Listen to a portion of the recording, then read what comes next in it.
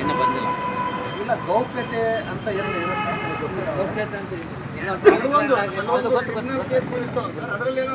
ನಾವು ಇವತ್ತು ಒಬ್ಬ ಅಧಿಕಾರಿಗೆ ಭೇಟಿಯಾಗಲಿಕ್ಕೆ ಬರಲಿಕ್ಕೆ ನಾನು ಇಷ್ಟೆಲ್ಲ ಪರ್ಮಿಷನ್ ತಗೋಬೇಕು. ಹೌದು ನನಗೆ ಗೊತ್ತಿಲ್ಲ. ಜಗಜ್ಜಾಹೀರಾಗಿದೆ ಸರ್. ಹಾಂ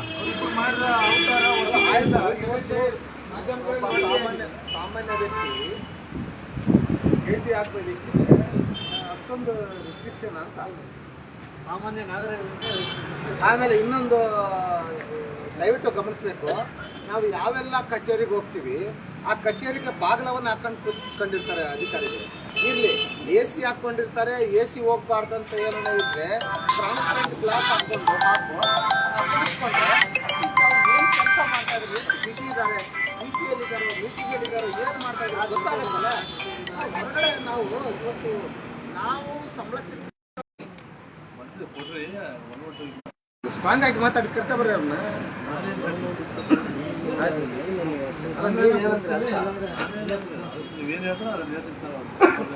ಸರಿ ಆಯ್ತು, ಅವ್ರು ಬರೋರಿಗೆ ಇಲ್ಲೇ ಇರ್ತೀವಿ, ಇಲ್ಲೇ ಕೂತ್ಕೊಳ್ತೀವಿ. ಇಲ್ಲ ಒಳಗಡೆ ಬರ್ತೀವಿ, ಒಳಗಡೆ ಏನಂತ ತಗೊಳ್ಳಿ. ಕರ್ನಾಟಕ ರಾಷ್ಟ್ರ ಪಕ್ಷಕ್ಕೆ ಇಲ್ಲೇ ಬಿಡಿ, ಏನಾಯ್ತು ಸುಮ್ಮನೆ ಕುಂದ್ರೆ ಇಲ್ಲೇ ಬಿಡಿ. ವರ್ಷಕ್ಕೊಂದು ಇರ್ತಕ್ಕಂಥ ಒಂದು ಗೌರವದಿಂದ ಬಂದು ತಗೊಳ್ಬೇಕು.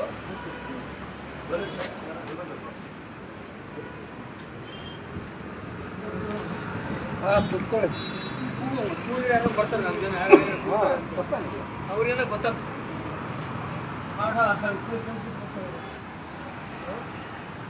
ಅಲ್ಲ ನೋಡಿ, ಏನು ಏನು ಯಾವ ಇದರಲ್ಲಿ ಬದುಕ್ತಾ ಇದ್ದೀವಿ ನಾವು.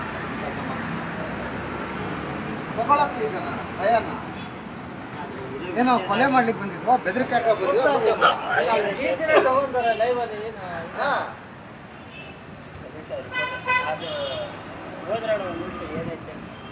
ಅಂಶಗಳನ್ನ ಓದ್ಬಿಡಿ, ಏನೇನಿಲ್ಲ ಓದ್ಬಿಡಿ ಸರ್, ಓದ್ಬಿಡಿ ಜೋರಾಗಿ ಓದಿ ಎಲ್ಲ.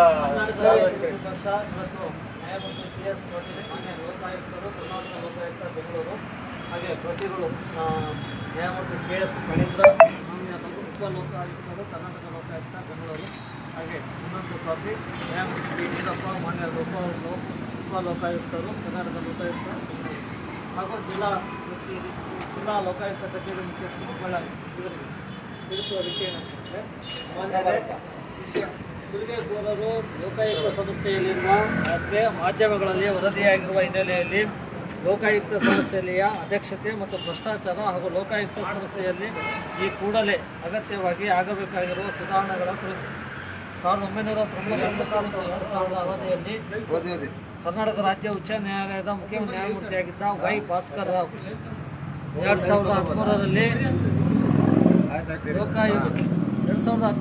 ರಾಜ್ಯ ಲೋಕಾಯುಕ್ತ ಸಂಸ್ಥೆ ಮುಖ್ಯ ಲೋಕಾಯುಕ್ತರಾಗಿ ನಿಯೋಜನೆಗೊಂಡಿದ್ದರು. ಆ ಅವಧಿಯಲ್ಲಿ ಅವರು ಮುಗಿನಡಿಯಲ್ಲಿಯೇ ಅವರ ಮಗ ಮತ್ತು ಕರ್ನಾಟಕ ಲೋಕಾಯುಕ್ತದ ಕೆಲವು ಭ್ರಷ್ಟಾಧಿಕಾರಿಗಳು ಮತ್ತು ಮಧ್ಯವರ್ತಿಗಳು ಲೋಕಾಯುಕ್ತ ಸಂಸ್ಥೆಯ ಹೆಸರನ್ನು ದುರುಪಯೋಗಪಡಿಸಿಕೊಂಡು ಲೂಟಿ, ವಂಚನೆ ಮತ್ತು ಸುಲಿಗೆಯಲ್ಲಿ ತೊಡಗಿದ್ದರು. ಇದು ಏನಂತಾರೆ ಇವರು ಲೋಕಾಯುಕ್ತರು ಅಂತೇಳಿ ಐಡೆಂಟಿಫೈ ಆಗಬಾರ್ದು ಹೊರಗಡೆ ಕೇಸು, ಹಂಗಾಗಿ ಗೌಪ್ಯವಾಗಿರ್ತದೆ ನಮ್ಮದು ಅಂತಂದೇಳಿ ನೀವು ಬರ್ರಿ ಮಾತಾಡೋಣ, ಏನಾಗಿದೆ ನಿಮ್ಮ ಆಫೀಸಲ್ಲಿ ನಿಮ್ಮ ಇದರಲ್ಲಿ ಲೋಕಾಯುಕ್ತರು ಅಂದ್ರೆ ಈಗ ಇವ್ರು ಲೋಕಾಯುಕ್ತರು ಅಂತ ನಮ್ಮನ್ನು ಐಡೆಂಟಿಫೈ ಮಾಡಬಾರ್ದು ಹೊರಗಡೆ. ಹೌದಾ? ಮತ್ತೆ ಅದು ಇವಾಗ ನೀವು ಲೋಕಾಯುಕ್ತರು ಅಂತ ಗೊತ್ತಾಗ್ಬಿಟ್ರೆ ಬೇರೆಯವರು ನಾವು ಹೋಗ್ತಾರೆ ಹುಷಾರಾಗಿರ್ತಾರೆ ಇವ್ರು ಲೋಕಾಯುಕ್ತರು ಅಂತ. ಹಾಗಾಗಿ ನಮ್ಮನ್ನು ಗೌಪ್ಯವಾಗಿ ನೀವು ಕಾಪಾಡಬೇಕು. ಸರಿ ಆಯ್ತು, ಅಲ್ಲಲ್ಲ ಆಯ್ತು, ತೊಂದರೆ ಇಲ್ಲ, ಒಟ್ಟಿಗೆ ಹೋಗೋಣ. ಬಟ್ ವಿಷಯ ಜನಗಳಿಗೆ ಗೊತ್ತಾಗಬೇಕು. ಅಂದರೆ ಇವ್ರು ಎಷ್ಟರ ಮಟ್ಟಿಗೆ ಗೌಪ್ಯತೆ ಕಾಪಾಡ್ಕೊಳ್ತಾರಂತಂದರೆ, ಲೋಕಾಯುಕ್ತ ಅಂತ ಹೇಳ್ಬಿಟ್ಟು ನಮ್ಮ ಮಕ್ಕ ಸಾರ್ವಜನಿಕರು ನೋಡಿಬಿಟ್ರೆ ನಾಳೆ ನಾವು ಎಲ್ಲಾದರೂ ರೈಡಿಗೆ ಹೋದರೆ ನಮ್ಮ ಇವ್ರು ಲೋಕಾಯುಕ್ತ ಅಂತ ಹೇಳಿ ಗೊತ್ತಾಗ್ಬಿಡುತ್ತೆ. ಹಂಗಾಗಿ ಲೈವ್ ಮಾಡಿಬಿಡ್ರಿ ಅಂತ ಹೇಳ್ತಾ ಇದ್ದಾರೆ. ಸೊ ಇದು ನಮಗೆ ನೋಡೋಣ, ಮಾಹಿತಿ ನಮಗೆ ಗೊತ್ತಿಲ್ಲದೆ ಇರ್ಬೋದು. ಆ ಥರ ಏನೇನಿದ್ರೆ ನಾವು ಸರಿಪಡಿಸ್ಕೊಳ್ತೀವಿ, ಏನು ತೊಂದರೆ ಇಲ್ಲ. ಆದರೆ ಇನ್ನು ಬೇರೆ ಬೇರೆ ನಮಗೆ ಒಂದಿಷ್ಟು ಕ್ವಶನ್ಗಳಿದ್ದಾವೆ, ಅದನ್ನು ನಂತರದಲ್ಲಿ ನಾವು ಇದು ಮಾಡ್ತೀವಿ. ಸೊ ಈಗ ಲೋಕಾಯುಕ್ತ ಕಚೇರಿಗೆ, ಬಳ್ಳಾರಿ ಲೋಕಾಯುಕ್ತ ಕಚೇರಿಗೆ ನಾವು ಇವತ್ತು ಏನು ದೂರನ್ನು ಕೊಡಲಿಕ್ಕೆ ಬಂದಿದ್ದೀವಿ.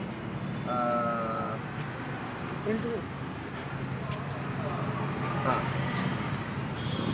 ಇಲ್ಲಿಗೆ ನಮ್ಮ ಲೈವ್ನ ಕೊನೆ ಮಾಡ್ತಾ ಇದ್ದೀವಿ. ಇಲ್ಲ ತೊಂದರೆ ಇಲ್ಲ, ಹೋಗಿ ಕೊಟ್ಟು ನಂತರದಲ್ಲಿ ಮತ್ತೆ ಸಾರಿ ಲೈವಲ್ಲೇ ಇರ್ರಿ, ಬೇಗ ಕೊಟ್ಟು ಬಂದ್ಬಿಡೋಣ ಅಲ್ವಾ?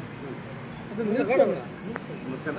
ಅಲ್ಲ ಈಗ ಒಂದು 4 ಜನ ಹೋಗಿ ಬರ್ರಿ ಸರ್, ಹೋಗಿ ಬರ್ರಿ, ಅದು ಕೊಟ್ಟು ಒಂದು ಫೋಟೋ ತಗೊಂಡು ತೊಂದರೆ ಇಲ್ಲ, ಹಂಗೇನಿದ್ರೆ ಮತ್ತೆ ನೋಡೋಣ. ಯಾಕಂದ್ರೆ ನಮ್ಮಲ್ಲಿ ಒಂದು ಏನಿದೆ ಡೌಟ್ ಅಂದರೆ ಪ್ರತಿ ಸಲ ಯಾವುದಾದ್ರೂ ಒಂದು ಕಚೇರಿಯಲ್ಲಿ ಹೋದರೆ ಬರ್ತದಲ್ಲ, ಹಾಗಾಗಿ ನಾವು ಲೈವ್ ಮಾಡೋದು ಯಾಕಂದರೆ ಜನತೆಗೆ ಗೊತ್ತಾಗಬೇಕು ಅಂತ. ಇರಲಿ, ತೊಂದರೆ ಇಲ್ಲ. ಅವರು ಇಷ್ಟೆಲ್ಲ ಹೇಳ್ತಾ ಇದ್ದಾರೆ ಅಂದಾಗ ನಾವು ಕೂಡ ಕೆಲವೊಂದು ಇದಕ್ಕೆ ಗೌರವ ಕೊಡಬೇಕಾಗತ್ತೆ. ಹಾಗಾಗಿ ಅವ್ರಿಗೆ ಗೌರವವನ್ನು ಕೊಟ್ಟು ನಮ್ಮ ಲೈವ್ಗೆ ಇಲ್ಲಿಗೆ ವಿರಾಮವನ್ನು ಹೇಳ್ತಾ ಇದ್ದೀವಿ. ಧನ್ಯವಾದ. ಸ್ವಚ್ಛ ಮತ್ತು ಪ್ರಾಮಾಣಿಕ ಜನಪರ ರಾಜಕಾರಣಕ್ಕಾಗಿ KRS ಪಕ್ಷಕ್ಕೆ ಏನು ಬೆಂಬಲಿಸಿ ಮತ್ತು ಹೆಚ್ಚಿನ ಸಂಖ್ಯೆಯಲ್ಲಿ KRS ಪಕ್ಷದ ಸದಸ್ಯತ್ವವನ್ನು ತಗೊಳ್ಳಿ. ಆಯಾ ನಿಮ್ಮ ಭಾಗದಲ್ಲಿ ನೀವೇ ನಾಯಕರಾಗಿ ಬನ್ನಿ, ಒಳ್ಳೆಯ ಸಮಾಜವನ್ನು ನಿರ್ಮಾಣ ಮಾಡೋಣ ಅಂತ ಕೇಳ್ತಾ ನಮ್ಮ ಲೈವನ್ನು ಇಲ್ಲಿಗೆ ಕೊನೆಗೊಳಿಸ್ತಾ ಇದ್ದೀವಿ. ಜೈ ಹಿಂದ್, ಜೈ KRS.